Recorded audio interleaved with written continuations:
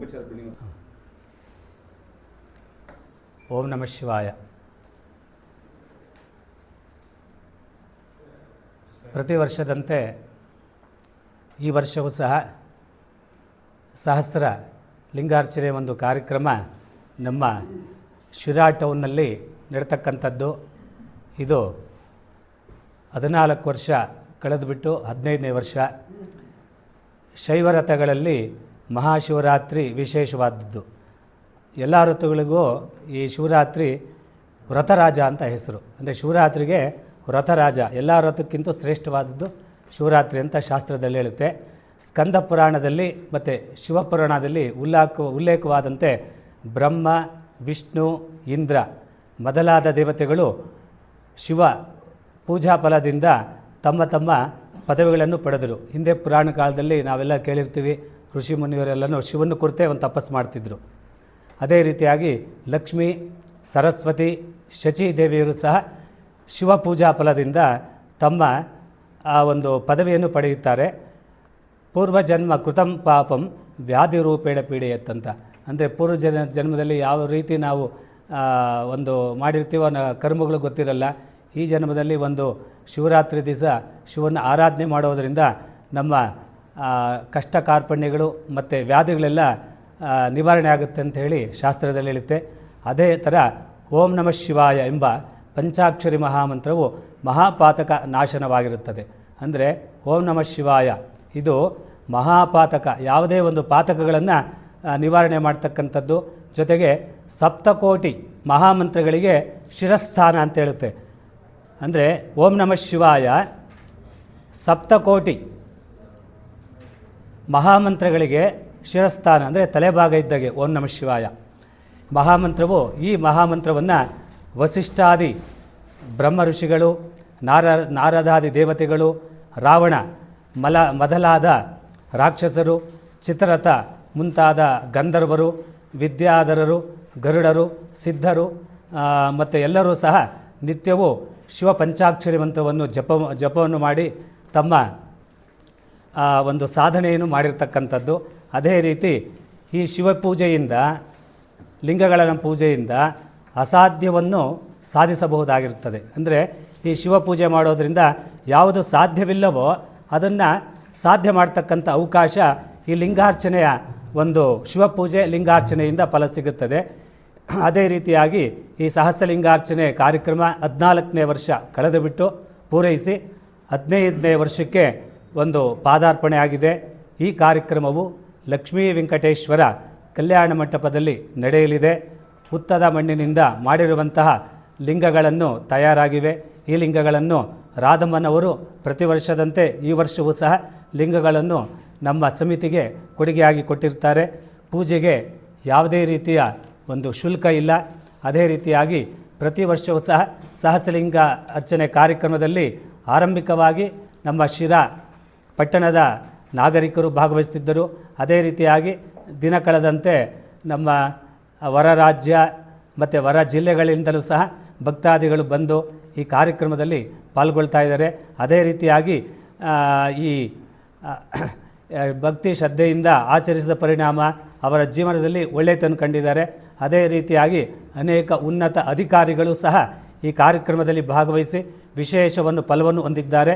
ಅದೇ ರೀತಿಯಾಗಿ ಈ ವರ್ಷವು ಫೆಬ್ರವರಿ 26ನೇ ತಾರೀಕು ಶ್ರೀರಾಪಟ್ಟಣದ ಲಕ್ಷ್ಮೀ ವೆಂಕಟೇಶ್ವರ ಕಲ್ಯಾಣ ಮಂಟಪದಲ್ಲಿ ನಡೆಯಲಿದ್ದು, ತಾವೆಲ್ಲರೂ ಈ ಕಾರ್ಯಕ್ರಮಕ್ಕೆ ಭಾಗವಹಿಸಿ ಶಿವನ ಅನುಗ್ರಹಕ್ಕೆ ಪಾತ್ರರಾಗಬೇಕಾಗಿ ತಮ್ಮಲ್ಲಿ ವಿನಂತಿ. ಅದೇ ರೀತಿಯಾಗಿ ಪ್ರತಿ ವರ್ಷವೂ ಸಹ ನಮ್ಮ ಸದಸ್ಯರು ಎಲ್ಲರೂ ಒಟ್ಟುಗೂಡಿ ಒಂದು ಸಹಕಾರ ಕೊಡ್ತಾ ಇದ್ದಾರೆ. ಜೊತೆಗೆ ನಮ್ಮ ಮಾಧ್ಯಮ ಸ್ನೇಹಿತರು ಸಹ, ದೃಶ್ಯಮ ಮಾಧ್ಯಮ ಸ್ನೇಹಿತರು ಸಹ ಹೆಚ್ಚಿನ ರೀತಿ ಇದನ್ನು ಪ್ರಚಾರ ಮಾಡ್ತಾ ಇದ್ದೀರಾ.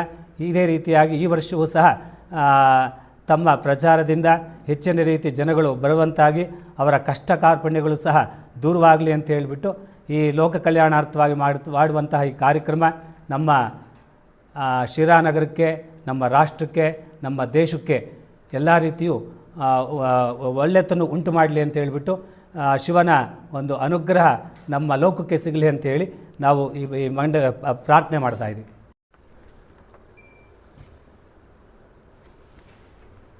ಓಂ ನಮಃ ಶಿವಾಯ.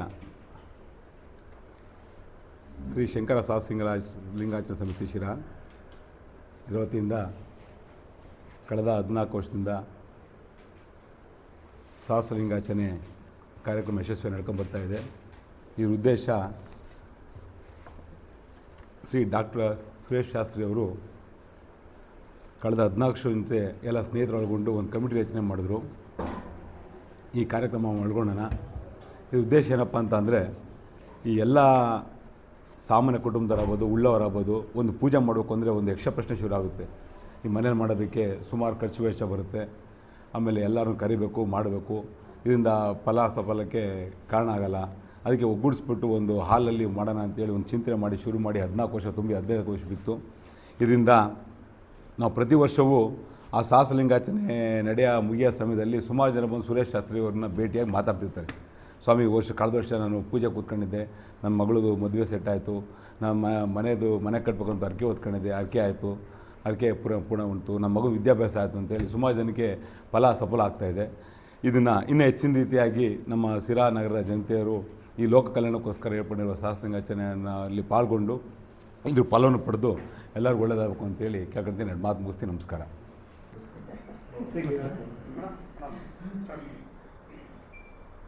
ಓಂ ನಮಃ ಶಿವಾಯ. ನೆರೆತಿರ್ತಕ್ಕಂಥ ಎಲ್ಲರಿಗೂ ವಂದಿಸ್ತಾ, ಈ ಸಹಸ್ರಲಿಂಗಾರ್ಚನಾ ಸಮಿತಿ ಭಾಳ ವಿಶೇಷವಾಗಿ ನಡೀತಾ ಇದೆ. ಒಂದು ಶ್ರದ್ಧಾಭಕ್ತಿಯಿಂದ ನಡೆಯೋದ್ರ ಜೊತೆಗೆ ಒಂದು ಟೀಮ್ ವರ್ಕ್ ಅಂತ ಏನು ಹೇಳ್ತೀವಿ, ಆ ಥರದ್ದು ಎಲ್ಲ ಒಮ್ಮನಸ್ಸಿಂದ ಕೆಲಸಗಳನ್ನ ಮಾಡ್ತೀವಿ. ಇದಕ್ಕೆ ಒಂದು 15-20 ದಿವಸದ ತಯಾರಿ ಇರ್ತದೆ.